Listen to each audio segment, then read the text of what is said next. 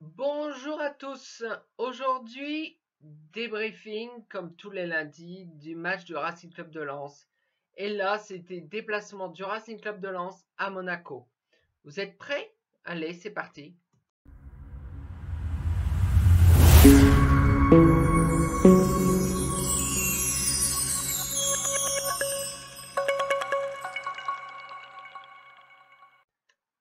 Donc, le Racing Club de Lens a totalement raté son début de saison puisqu'ils ont que un point qu'ils ont pris face à Rennes. On a perdu à Brest, on a perdu la semaine dernière contre le Paris Saint-Germain.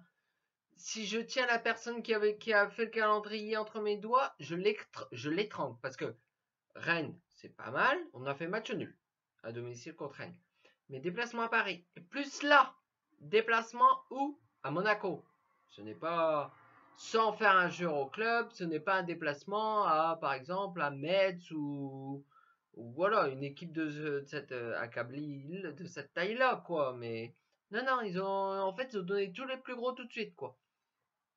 Il manque que le LOSC, quoi. Encore le LOSC, rigueur, quoi.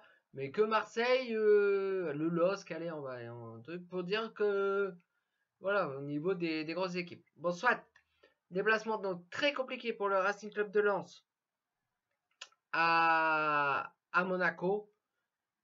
Lens, donc, des changements dans l'équipe. Déjà, Andy Diouf n'était pas titulaire, il était sur le banc.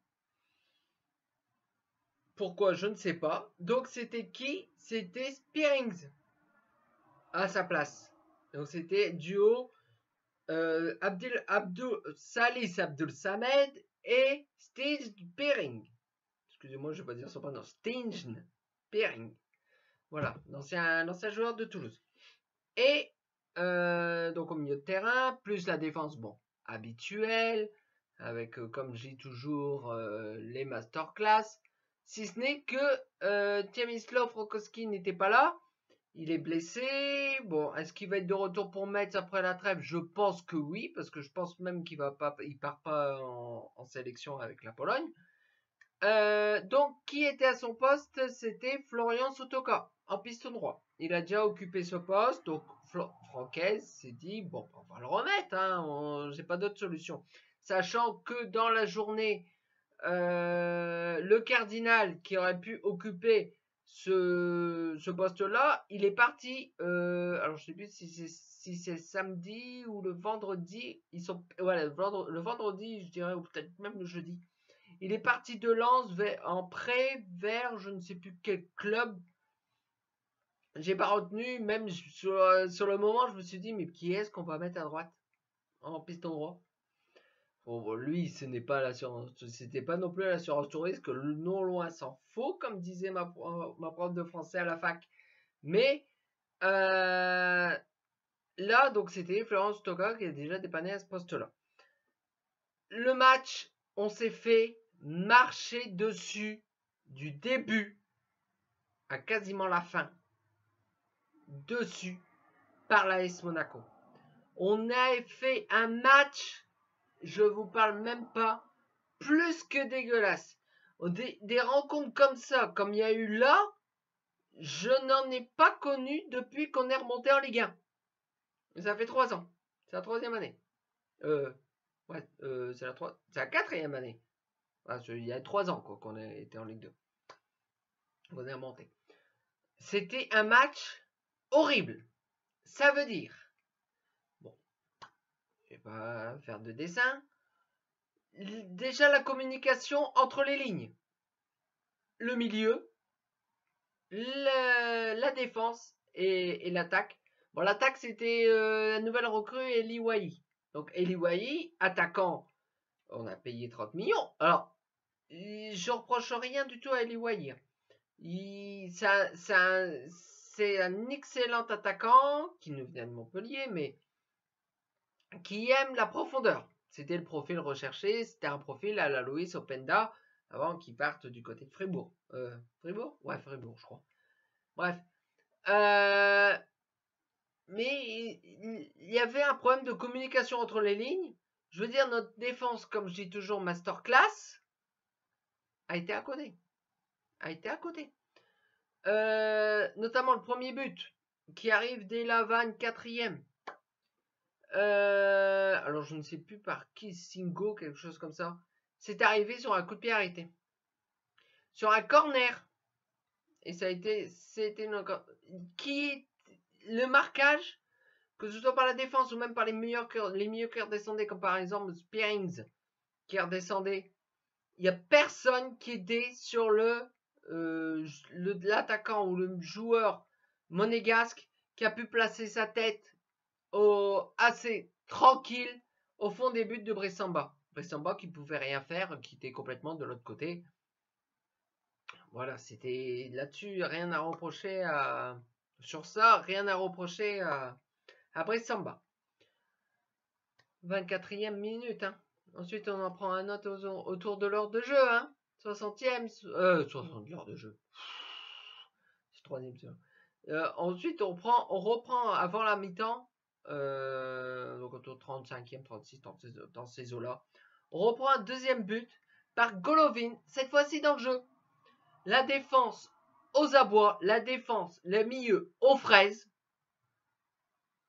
Et d'ailleurs, il y a un gros boulot à faire en milieu de terrain parce que Abdul Samed, depuis le début de saison, c'est compliqué.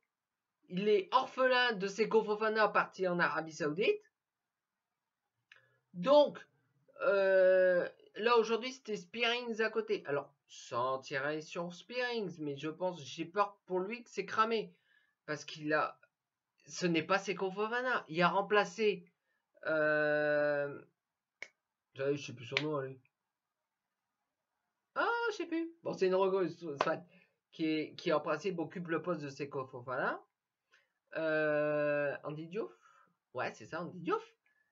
Qui devait être là et qui n'est pas là. Donc au final, c'est un Spearings qui ne se projette absolument pas. Et encore, genre, là, non seulement il se projette pas, mais en plus d'habitude, il est assez solide. Et voilà, il passe à côté. Mais j'ai envie de dire comme toute l'équipe. Donc on perd 2-0 à la pause. On rentre à 2-0 à la pause. Ça fait très mal. Ça fait très mal. On a fait un match, une mi-temps, pardon, plus que dégueulasse. Il n'y a pas de communication. Il n'y a pas de solidarité. Il n'y avait rien.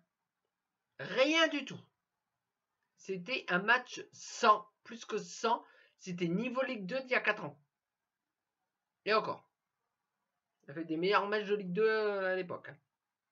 Sauf Philippe Montagnier. Ah ouais. Début. Alors, la seconde période. Donc, se relance. On sent. Enfin, je ressens. C'est mon ressenti. Que Lens est mieux rentré dans cette seconde période. À Chouillard. Cette seconde période. Donc, sur le terrain. Mais ça n'a pas empêché que Monaco continue à développer son jeu. Que voilà. Il y avait peut-être un peu plus de concentration côté lensois. Si ce n'est qu'on a pris un troisième but par Maripane sur, encore une fois, un corner. Donc il faut vraiment travailler là-dessus au niveau de défense. Brissamba ne l'arrête pas, va au fond des filets. Ça fait 3-0 pour le Racing Club de Lens à l'heure de jeu. On se dit, oh là là, oh là là. Et même si je trouvais qu'il y avait plus d'envie d'aller vers l'avant, peut-être un peu plus de communication entre les lignes, mais en tout petit bien sûr. C'était vraiment très très compliqué. Lens donc Lens a un peu à la fois redéveloppé son jeu, mais ce n'est pas forcément bon signe. Ce n'est pas forcément Lens qui a haussé son niveau de jeu. C'est plutôt Monaco qui s'est dit à 3-0. Il peut rien nous arriver vu le niveau de l'équipe d'en face. Hein. C'est pour dire. Hein. C'est pour dire. Je suis lensois depuis 35 ans. Voilà, c'est ce club que j'ai aimé depuis toujours, depuis que j'aime le foot, depuis que je comprends le foot. Donc avec la Ligue 2, tout ça, j'ai tout connu. Bref. le pauvre Eli Wahi essayait de se démener, essayait de... Voilà, mais même... À un moment donné, Francaise, il l'a même sorti parce qu'il dit ça sert à rien de le cramer. Il a joué 1h10 peut-être. Il est sorti, il a été remplacé par qui? Je ne sais même plus. Je ne sais même plus ce match. De toute façon, bref. Ce match, le Racing Club de Lens a été absolument dramatique. C'est atroce. C'est atroce. Le Racing Club de Lens, à cette heure-ci, bon, il n'y a que 4 journées, mais 4 journées qu'on ne peut pas revenir en arrière. Hein. Les points, on ne peut pas les prendre. Hein. 1 point sur 4 journées, il faut arrêter de se foutre de nous. Hein. Bref. Lens recevra le FC Metz à Bollaert. Il n'y aura pas le choix. Il faudra s'imposer. Et pas un 0 sur un penalty volé. Non, il faudra vraiment changer. Donc là, oui. Là, c'est la trêve internationale. Et j'ai envie de dire, tant mieux. Tant mieux pour pouvoir retravailler, pour pouvoir corriger les erreurs. Voilà. Bon, bref. Si cette vidéo vous a plu, vous pouvez laisser un petit pouce en l'air, la partager et surtout vous abonner. Ça me ferait extrêmement plaisir. Donc nous nous retrouvons donc pas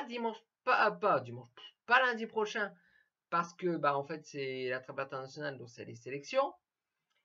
Donc on se retrouve pour le débrief du match Lens-Metz. D'ici là, portez-vous bien. Ciao!